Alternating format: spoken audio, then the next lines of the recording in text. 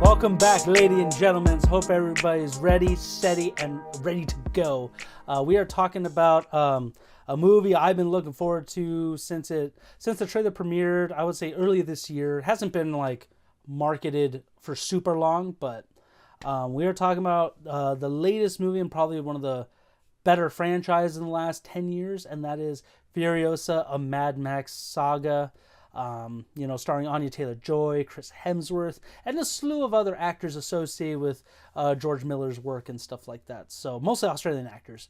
This is a non-spoiler review, so please do not forget to, if you do like the video, give us a like, ring the bell, just stay up to date for notifications, and of course subscribe. We do appreciate you all that have been, coming in, checking out our videos. It's all much appreciated. We like to talk about movies, and want you guys to get on the conversations too. So let's get started. So this is essentially a prequel sequel within the Mad Max universe, where it takes place in between the original trilogy of Mad Max movies, right before Fury Road, where Charlize Theron's character from the last movie, which is hard to believe it's already like 9 years old. I still forget that it came out in 2015. That was a good summer of movies, really. And her character Furiosa, she was an imperator or a commander essentially in this wasteland warlords crew.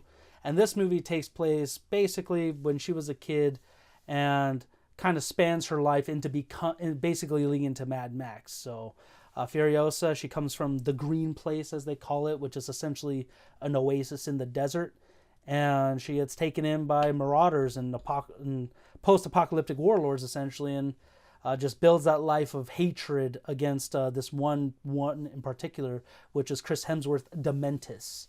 And that's pretty much it without going into too much spoilers. Honestly, it's a pretty straightforward story, so I kind of basically gave it all away right now. And even though I've been looking forward to it, this is just one of those movies that, while it's not a bad movie, it does its job, does not fail the franchise. I don't think it brings it down in any way. It just didn't really do anything for me, unfortunately. And I know Byrne had the same feelings with it, so to a certain extent. I'm not going to speak for him. He'll speak in just a second. But it was just okay. But Byrne, apologize for putting your opinion first. But what did you think of the movie? I mean, yeah, so this movie, I would say on its own merit, it's a good movie. It's definitely has a lot of those elements that were really fun from Mad Max Fury Road, which was, the really cool world design, a lot of the, design of the vehicles, and even the characters too. They're very creative. This world that George Miller has created is super creative, and a lot of fun to sort of exist in. It seems it takes that whole post-apocalyptic wasteland and adds this really zany and fun and weird flair to it, and I really enjoyed that in Fury Road, and that's very much present here for sure. So where the movie essentially sort of lacks for me personally is in the comparisons to Mad Max Fury Road, which of course isn't really the most fair comparison, in the sense that Mad Max Fury Road is just, I would say, point blank, one of the best movies in the last 10 years, full stop. Not even just best action movie, just best movie period in the last 10 years. So coming off of that, anything was probably going to be a disappointment in some form or fashion. So to not really compare it too much to the last one, I'll just say on this movie's own merits, like I mentioned, a lot of those world building elements were definitely here for me. I really liked the characters, in particular Chris Hemsworth, as you mentioned, as Dr. Dementis, bringing a very different, very fun this sort of cult leader in this wasteland, where Immortan Joe was very much more viewed as sort of a deity and a godlike figure. Dementis is very much different from that, and I really think he had a lot of fun in his performance, and it's fun to see him actually have a little bit of more fun in a role like this, where we get to see his more darker sensibilities with a lot of his comedic sensibilities, which we've seen a lot, in his performances as Thor. But to sort of mix that with like his bad times at the El Royale, sort of character, I really liked what he was able to do here. He even gave me some sort of like Captain Jack Sparrow vibes here and there, but you can tell he was having a blast, and I was having a blast every time that he appeared on screen. And for Anya Taylor-Joy, I did really enjoy her too. It's a little surprised by how long it takes to get to her, but I thought once we did, she did a really good job of sort of making it seem like this, yeah, is the younger version of Charlize Theron's character from the last movie. So I think she handled it really well. But yeah, so for me, the movie on its own merits, while all those elements were really good, I do think that the pacing of the first half is really slow. And this movie is about a half an hour longer than Fury Road, and I definitely felt that length. I thought that movie moved at a really fast clip, and this one, although I was enjoying a lot of the world building that was going on here, because for sure we get into more of a lot more of the landscape that's going on here, and more of the the players that we saw in the last movie. We get a little bit more context in them, so I did like that. I just thought it took a really long time to get going, and I thought if they would have sped it up in that first half of the movie, they could have done a better job with the pacing on that front. And the biggest thing for me, unfortunately, is my issues with the CGI in this movie.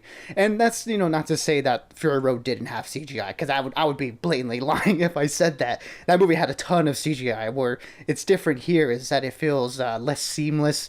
I know I got to see it in IMAX, and I wonder if that was like one of the things that it being on such a big screen, if that sort of accentuated the issues for me. I can't really say, but yeah, it was much more noticeable this time around, and it was a little bit distracting for me. I even went back and watched Fury Road after the movie, and was just like, even though that movie is almost 10 years old, the effects there are just so much better, and it's kind of crazy how we gotten to this point in Hollywood where the CGI artists aren't getting the time they need to make these movies look as good as they should, or as good as they looked 10 years ago. So that's kind of like a bigger industry issue, but it is present in this movie, and a lot of other blockbuster movies that we've gotten lately, with the exception of very few.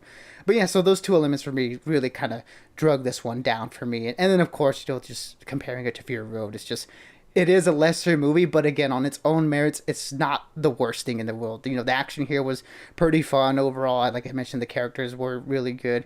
It's just living under the shadow of the last one, which is unfortunate.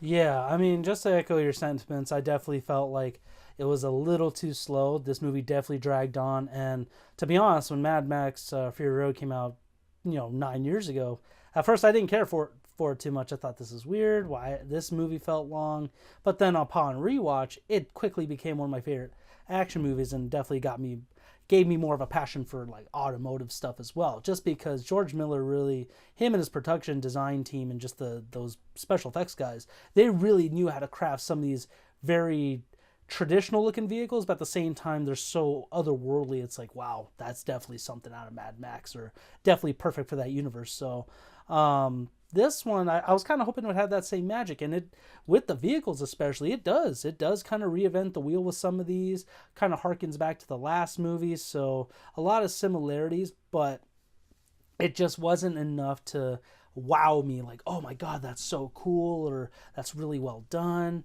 Again, some great designs with the characters.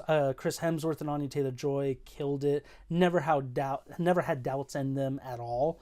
Just because his previous like Chris Hemsworth event.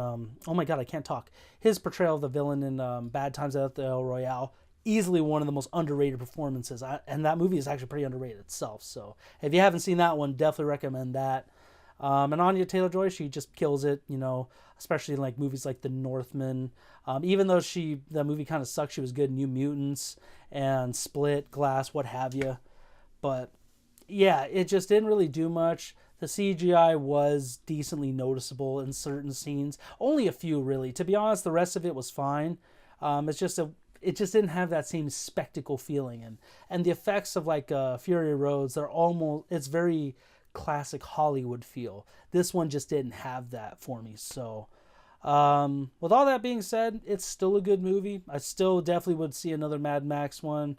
Still fans of George Miller, Anya Taylor-Joy, and Chris Hemsworth, but I'm going to give this movie a 3 out of 5. I really wanted to love this and have it be part of my top 10 this year, but as of now, it's It's definitely not in the top 5 so far. So it was okay. I would definitely recommend it for IMAX. Outside of that, maybe a $5 Tuesday, or you may just want to wait till it gets on home video, to be honest.